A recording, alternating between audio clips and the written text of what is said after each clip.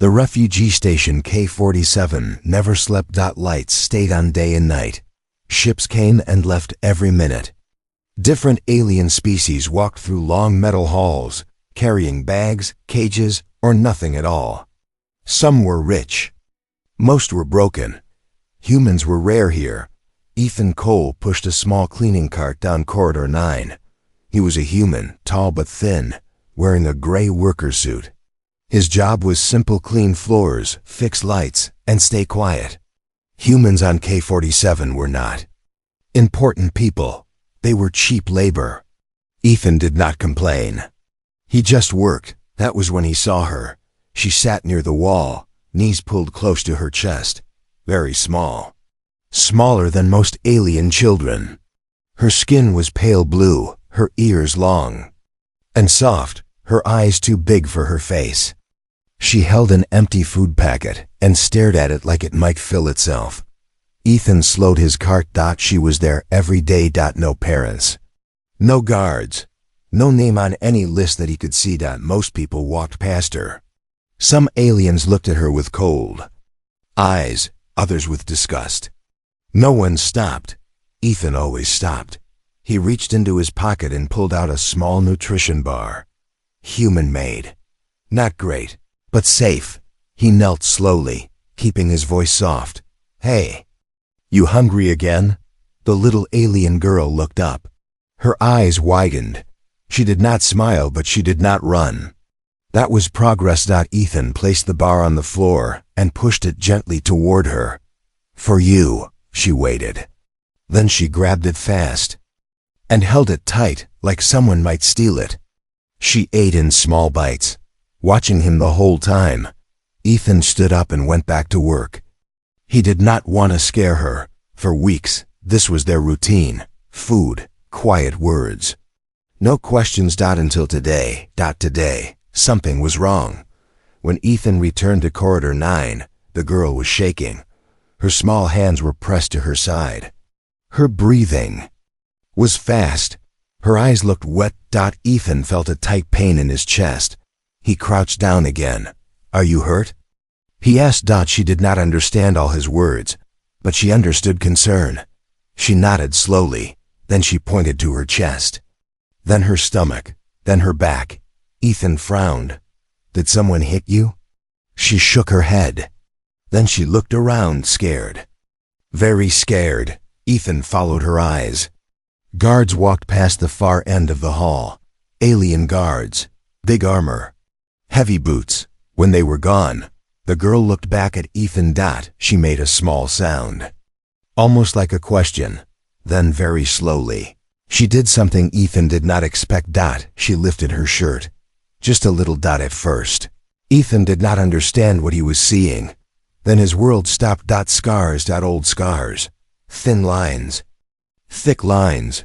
Burn marks. Deep marks that had healed wrong. Some were round, some long, some crossed each other. They covered her small chest and stomach like a map of pain. This was not an accident. This was not hunger or sickness. This was cruelty. Ethan's hands trembled. He felt sick. His mouth went dry. He had seen war before. He had seen injured soldiers. But this was a child. A small, quiet child who trusted him enough to show him her pain. She looked at his face, confused.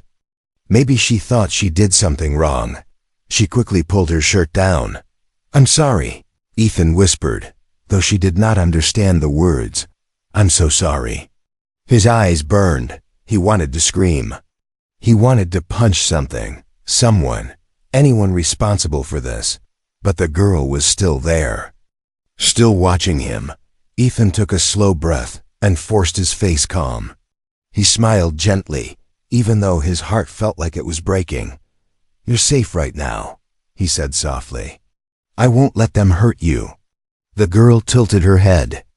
She did not understand the words, but she understood the tone. Slowly, she reached out and touched his sleeve with 2 fingers. Then she pulled her hand back, scared again. Trust. Fragile and dangerous. Loud alarm suddenly echoed through the station. Inspection alert. Sector K-47.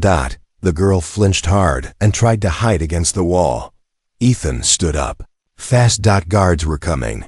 He looked down at the small alien girl. At her scared eyes. At the invisible scars that now burned in his mind. In that moment, Ethan made a choice. He pushed his cleaning cart in front of her and opened a small storage space inside it. "Get in," he whispered urgently. "Please." She hesitated. Heavy footsteps grew louder. Ethan held out his hand. She took it. As the guards turned into the corridor, the cart rolled forward slowly, hiding a small child and a truth the galaxy did not want to see. And Ethan knew one thing for sure. Someone had done this to her, and humans did not look away anymore. The inspection team moved through Corridor 9 like a cold wind. Alien guards checked walls, floors, and workers. Their scanners glowed blue. Their eyes showed no emotion. To them, the station was not a place of pain. It was just a system to control. Ethan pushed his cleaning cart slowly. Inside the cart, hidden behind metal panels and cleaning tools, Lumi stayed very still. She did not breathe loud. She did not move. Her small hands were wrapped around her knees, just like she always sat near the wall. Ethan's heart was beating too fast. A guard stopped him. "You," the guard said in a flat voice. "Open the cart." Ethan forced his face to stay calm. Humans had learned this skill well. "Yes, sir," Ethan replied. He opened the front compartment. Cleaning sprays, cloths, tools, nothing special. The guard scanned the cart. The scanner beeped once, then stayed silent. After a long second, the guard stepped back. "Move." Ethan pushed the cart away without looking back. He did not stop until he reached a quiet service hallway far from public eyes. Only then did he kneel and open the hidden space. Lumi crawled out slowly. Her eyes were wide with fear. "It's okay," Ethan whispered. "They're gone." She did not answer. She simply leaned against the wall and slid down, sitting on the cold floor.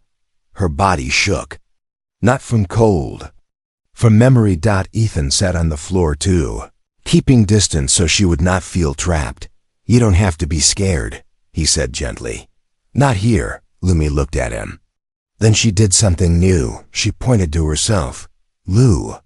"Me," she said in a soft, broken voice. Ethan's eyes widened. "Lumi?" He repeated slowly. She nodded once. A name, something so small, yet so powerful. "That's a beautiful name," Ethan said. Lumi did not smile, but something in her eyes changed. Like a small light turning on in a dark room.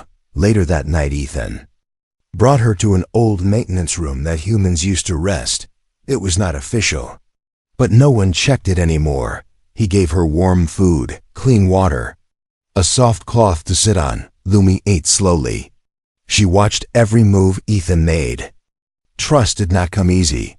While she ate, Ethan used his personal terminal. Very quietly, he searched the station database. Unregistered miners, illegal, labor, recovered assets. The words made his stomach turn. He searched again, using Lumi's physical marks, old scan records, forgotten files. And then he found it. Subject, L113. Status, discarded. Value, none. Ethan felt cold. No name, no family, no protection, just a number. The files showed short notes, no details, no care. Too weak. Low. Resistance. Not worth transport. Ethan clenched his fist. This child had been hurt, used, then thrown away like trash. He looked at Lumi. She was trying to clean her hands carefully, the way someone does when they are afraid of punishment. She flinched when water spilled. That was not normal. "Lumi," Ethan said softly. She looked up. "No one should hurt you," he said slowly, using simple words. What they did was wrong. She did not fully understand, but she understood wrong. Her eyes filled with tears. She quickly wiped them away, like she had learned crying was dangerous. Ethan felt anger rise in his chest. Hot and heavy. The galaxy called humans weak. Too soft. Too emotional. But this was exactly why humans mattered. That night, Lumi slept for the first time without curling into herself. She rested near the wall, close enough to feel safe, far enough to escape if needed. Ethan did not sleep. He watched the door. He listened to station sounds. He planned. The next day, rumors spread. A missing asset. A lost subject. An inspection. Failure. Security increased. Ethan knew time was running out. During the supply run, Lumi followed him quietly. Other species stared. Some whispered, "She's worthless. Why does a human care?" Not his problem. Ethan heard every word. He stopped walking. He turned and looked at them. "She is a child," he said clearly. "That makes her everyone's problem." The alien scoffed and walked away. Lumi looked up at him, confused. Ethan knelt and met her eyes. "Listen to me," he said softly. "I won't leave you." Lumi reached out and held his finger. Tight. As if afraid the galaxy would take him away too. Ethan knew the truth now. The galaxy had failed this child, but humans? Humans were about to remind the stars what compassion looked like. Ethan learned how to move quietly. Humans on station K-47 had to. Too loud meant trouble. Too curious meant danger. Ethan had survived here by fixing things and asking nothing, but now he was asking everything. Late in the station's night cycle, when most aliens rested, Ethan sat alone in the maintenance room. Lumi slept on a folded cloth near the wall. She made small sounds in her sleep, like she was running from something she could not see. Ethan watched her chest rise and fall. Then he turned to his terminal. He did not use his real access code. He used an old one, shared quietly among humans' leftovers from better days. It gave him just a little more access than he should have, enough to be dangerous. He searched again. L-113. This time, he went deeper. Hidden files opened slowly, one after another. Warnings flashed. Restricted access. Illegal viewing. Ethan ignored them. What he found made his blood run cold. Images. Medical scans. Progress charts. Small bodies. Different species. Children. Soldiers. Not criminals. Children. They were labeled as test stock. Used to study pain limits, fear response, control methods. Some notes were short and cruel. Cried too much. Subject broke early. Dispose. Ethan swallowed hard. He scrolled until he found Lumi's file. Her scans showed the scars he had seen. Burn lines, restraint marks. Failed implants that were ripped out instead of healed. One note stood out. Human standard pain tolerance exceeded expectations. Ethan froze. They compared her pain to humans. He clenched his teeth. They did this because humans were known to endure pain and still fight back. They wanted to see if other species could be pushed the same way. Lumi survived. Barely. That made her useless to them. Ethan leaned back, shaking. Behind him, a soft sound. He turned. Lumi was awake. She sat up slowly, eyes unfocused. Nightmares still held her. When she saw Ethan, she relaxed a little. She pointed to the terminal screen. Shapes and colors meant nothing to her, but she felt his fear. Ethan quickly turned the screen off. "Bad things," he said softly. "Things you don't need to see." Lumi crawled closer and sat near him. She rested her head against his arm, light, careful, like she was afraid he might disappear. Ethan felt his chest tighten. Outside the room, voices passed by. Two aliens. Station staff. "Subject was never meant to survive," one said. "Humans are interfering," the other replied. "They always do." Ethan's jaw tightened. The next day, security drones hovered closer. Eyes followed them in the halls. None felt it. The station felt it. They knew something was wrong. During a supply delivery, Ethan noticed a tall alien watching from across the hangar. Dark armor, red insignia, authority. The alien's eyes locked onto Lumi, then onto Ethan. No emotion. No anger. Just interest. Ethan moved in front of Lumi without thinking. The alien turned and walked away. That night, Ethan met other humans in an old storage bay. 5 of them. A medic, cargo pilot, a systems tech, 2 guards who were off duty. They listened as Ethan spoke. No one interrupted. When he finished, the room was silent. Finally, the medic spoke. How many children? Ethan shook his head. I don't know. But enough. The cargo pilot cursed quietly. This station is poison, one guard said. Always has been. What about the girl? The tech asked. Ethan looked at his hands. They marked her as property, he said. If they take her back, she won't survive. The medic stood up. And we don't let that happen. The guards nodded. No speeches. No big words. Just a simple human decision. Meanwhile, Lumi sat alone in the maintenance room. She traced her scars with one finger, slowly. She did not understand what they meant to others. To her, they were just reminders.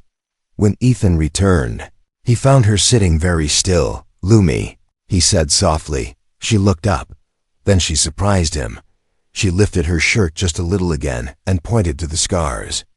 Then she pointed to Ethan. Then she shook her head hard. No, she said. Ethan's eyes widened. You're saying you don't want them to hurt me? She nodded. Strong. Clear. Ethan felt something break inside him. I won't let them, he promised. I swear. Suddenly, the lights dimmed. A station-wide message echoed through the halls. Attention. Lost property has been located. All personnel must cooperate. Lumi's body went stiff. She knew that voice. Ethan moved fast. He grabbed a small bag, filled with food and a data chip. They're coming, he said calmly. But so are we. Lumi grabbed his hand. This time, she did not hesitate. Somewhere deep in the station, alarms began to sound again, and Ethan knew the ugly truth was no longer hidden. The galaxy had created a monster, and humans were about to stand in its way. The alarms did not stop. They echoed through Station K-47, loud and sharp, cutting through metal halls and crowded sectors. Red lights flashed above every door. Lumi pressed close to Ethan's side. Her small fingers held his hand tightly. She knew this sound. It meant danger. Ethan walked fast but did not run. Running would draw attention. Around them, aliens stopped and stared. Some stepped back. Others watched with interest, like this was entertainment. Lost property, a voice repeated from overhead speakers. Return immediately. Non-compliance will be punished. Ethan's jaw tightened. Property. That word burned. They turned into a side corridor used only by maintenance crews. Old pipes ran along the walls. The lights flickered. At the end of the hall, 3 humans waited. The medic, Sarah, the cargo pilot, Mason, one of the off-duty guards, Rook. No uniforms. No weapons in sight. Just humans. Sarah knelt immediately when she saw Lumi. Easy, she said softly. You're safe. Lumi did not answer. She hid behind Ethan but peeked out at Sarah. Sarah smiled and placed a small medical scanner on the floor, letting it beep gently. No sudden moves. Mason stood watch at the corner. Rook checked the hall behind them. They're sealing sections. Rook said quietly. They're getting close. Ethan nodded. We move her now. They guided Lumi into a hidden lift used for cargo repairs. Old, slow, forgotten. As the doors closed, Lumi finally let go of Ethan's hand and hugged his leg instead. The lift descended. Below the station's clean levels were the places no one cared about. Rust, shadows, old storage bays filled with broken equipment, and forgotten people. This was where humans lived when they were not wanted above. The lift opened. More humans waited. Some Ethan knew. Some he did not. a mechanic, a cook, 2 engineers, another medic. All eyes went to LUM. No one asked questions. Sarah scanned Lumi carefully. Her face grew serious. "These scars," Sarah said quietly. "They're old, poorly healed. Whoever did this didn't care if she lived." Ethan nodded once. Anger moved through the group. Quiet, controlled. "We hide her?" Mason asked. Rook shook his head. "They won't stop, not now." Ethan looked at Lumi. She sat on a crate, feet dangling, watching everyone. Her eyes moved from face to face. She was afraid, but she was not alone. "No," Ethan said slowly. "We don't hide anymore." The room went silent. "We show them," Ethan continued. "We make them see what they did." Sarah stood up. "They'll punish us." "Yes," Ethan said. "But they'll see her first." Above them, heavy footsteps echoed. Security units were searching level by level. A door slammed open at the far end of the bay. Alien guards entered. Armor heavy, weapons ready. Behind them walked the commander. Tall, gray skin, cold eyes. "That is station property," the commander said calmly, pointing at Lumi. "Step aside, human." Ethan stepped forward instead. "She is a child," he sighed. "She's not property." The commander looked bored. "She was marked," he replied. "That is enough." Lumi flinched at the sound of his voice.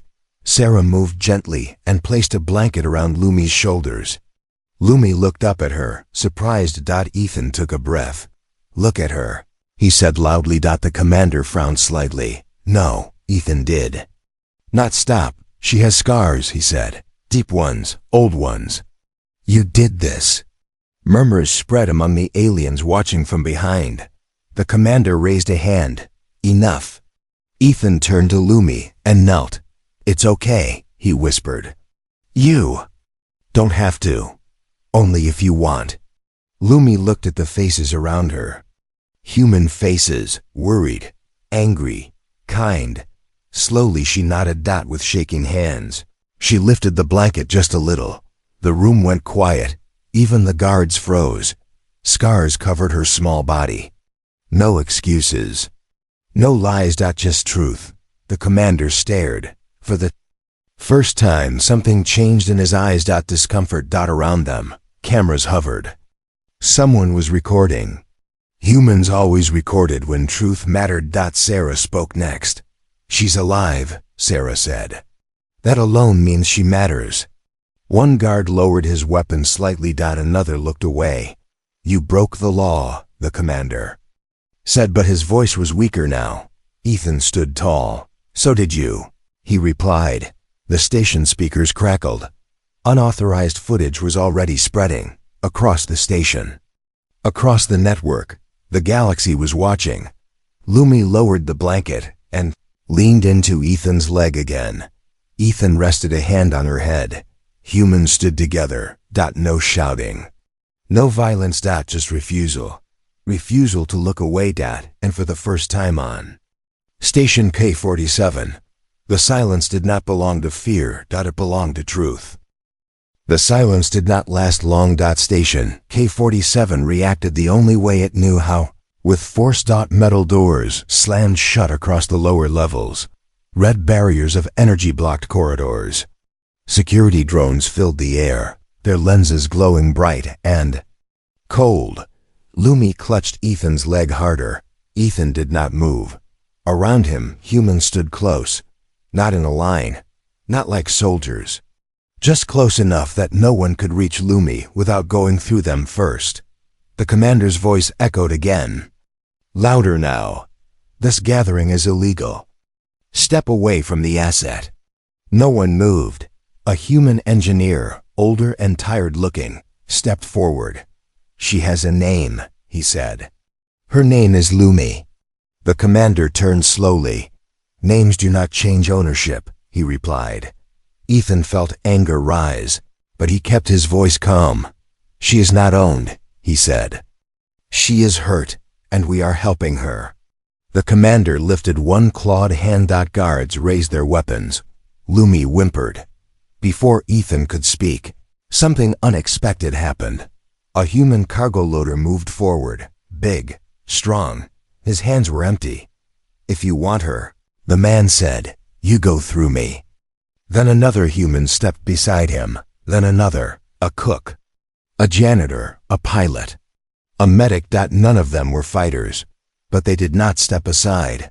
The commander stared. "You will be punished," he warned. Sarah, the medic, spoke calmly. "We already were, long before today." The words hung in the air. From above, station cameras floated closer. Feeds went live. Comments and signals flooded the network. Other species watched. Some laughed. Some questioned. Some felt uncomfortable. Lumi looked up at the humans standing for her. She had never seen this before. No one had ever stood in front of pain for her. Her small hand slowly left Ethan's leg. She stepped forward. Ethan's breath caught. "Lumi," he whispered. "It's okay, stay close." She shook her head. With slow, careful movements, she walked to the front. Sarah stayed close, ready to catch her if she fell. Lumi lifted her eyes to the commander. Then she did something no one expected. She bowed. Not in respect, in fear. The room felt colder. The commander looked down at her. For a moment, he said nothing. Then he spoke. "Return to custody," he ordered. Lumi shook her head. Small, clear. "No," she said. The word echoed louder than any alarm. Murmurs spread through the watching crowd. A child saying no to power. Ethan stepped forward again. "You see?" he said. "She understands. She chooses." The commander's eyes hardened. "So do we." He raised his hand again. Before he could give the order, a new sound filled the bay. A deep hum. The energy barriers flickered. Mason's voice crackled over a communicator. "Human tech override complete," he said. "Temporary, very temporary." The lights shifted. Doors unlocked. The commander turned sharply. "You dare sabotage station systems?" Mason's voice stayed calm. "We fixed them, just not for you." Guards moved, confused. Humans did not attack. They sat down. One by one, right there on the metal floor. Blocking access, peaceful, silent, unmovable. Lumi looked at them in confusion. Ethan knelt beside her. "This is what humans do," he said softly. "We don't always fight with fists." The commander stared at the sitting humans. This was not a threat, he understood. Security hesitated. Across the network, reactions exploded. "They're shielding her. They're unarmed. Why won't they move?" Because kindness had turned into defiance, and defiance was contagious. Junior alien guard lowered his weapon. Then another. The commander saw it. Rage flashed across his face. "This ends now," he snapped. He activated a private channel. High-level authorization. Something big was coming. Ethan felt it. He placed a hand on Lumi's shoulder. "Stay with me," he said. She nodded. Above them, the station speakers changed tone. A new voice began to speak. Official, powerful, galactic, authority. And everyone knew the next moments would decide everything. The new voice was calm. Too calm. Filled station K-47, without echo, without anger. A voice used to being obeyed. "Attention all personnel," it said. "This situation is now under galactic review." The commander straightened immediately. Humans did not move. They stayed seated on the cold metal floor, forming a loose circle. Around Lumi, no weapons, no shouting, just presence. Lumi sat between Ethan and Sarah. Her small hands rested on her knees. She watched the ceiling, listening. Ethan felt the weight of the moment settle in his chest. The voice continued. "Human workers, you are interfering with legal property transfer." Ethan stood slowly. "She is not property," he said. His voice carried clearly through the bay. "She is alive. She feels pain. She remembers." A pause. "That is not relevant. the voice replied. Order must be maintained. Ethan swallowed, then he made a choice. Permission to speak, he said. Silence followed. Granted, the voice finally replied. Ethan turned to Lumi and knelt in front of her. Lumi, he said gently, I need you to help me. Only if you want to. She looked at him. Her eyes searched his face, looking for fear, for lies. She found none. She nodded. Ethan stood and faced the cameras. This child was hurt in your care, he said. You tried to break her. You failed. Then you threw her away. Murmurs filled the watching channels. The commander stepped forward angrily. You have no proof. Sarah stood up. I do, she said. She activated her scanner and projected medical images into the air. Clear. Detailed. Scars. Damage. Old wounds that told a story. No words could hide. These are not accidents, Sarah said. These are controlled injuries, systematic. The voice did not respond immediately. Ethan felt sweat on his palms. Then the voice spoke again. These actions were authorized under experimental law. The words hit hard. Authorized. Legal pain. Lumi looked around, confused by the tension. She stood slowly. No one stopped her. She walked toward the center of the circle. Her steps were small but steady. Ethan's heart raced. She lifted her shirt again. Not because she was asked, because she chose to. Gasps echoed through the station feeds. The scars were there for everyone to see. The voice stopped speaking. Seconds passed. Then Lumi did something else. She pointed to her scars. Then she pointed to the humans. Then she placed her hand on her chest. My pain, she said softly. Mine. 3 simple words. Broke something. Ethan felt his eyes burn. Around the galaxy, millions watched a child claim ownership of her own suffering. The commander stepped back. This is irregular, he said. His voice was unsure now. The galactic voice returned, lower than before. Human Ethan Cole, it said. Are you aware of the consequences of continued resistance? Yes, Ethan replied. You may lose your position. I don't care. You may be detained. I don't care. You may be removed from this station permanently. Ethan looked down at Lumi. She looked back at him. He smiled. I still don't care, he said, because leaving her is worse. The voice paused. For the first time, it sounded uncertain. Your species continues to defy efficiency, it said. Sarah spoke quietly. We call it compassion. A new signal entered the broadcast. Independent channels. Non-aligned. Worlds. Medical guilds. Human footage was spreading faster than control systems could stop it. Galactic law is under review, the voice finally said. Temporary stay issued. The words hit like a shockwave. Humans exhaled. The commander's face hardened. This is not over, he warned. Ethan nodded. We know. Lumi leaned against Ethan's side. She was tired, but she was still standing. The lights returned to normal. Alarms faded, but the cost was clear. Human names were being logged. Careers marked. Visas flagged. Ethan felt it in his bones. This would follow them forever.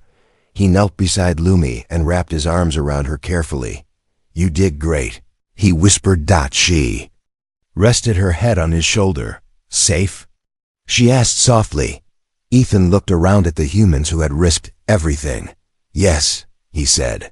For now. Above them, the galaxy argued. Below them, a child finally rested, and every human there knew the truth. Protecting one child had a price, and they were ready to pay it. Station K-47 felt different. The lights were the same. The metal walls were the same. Ships still arrived and left every hour. But something invisible had changed. People were watching now, not just the station. The galaxy. Ethan stood near the wide observation window. Lumi sat on a bench beside him, her legs swinging slowly. She wore a clean jacket that was too big for her. Sarah had given it to her. Ship, Lumi said softly, pointing. Yes, Ethan replied. Many ships. She nodded, happy with the simple answer.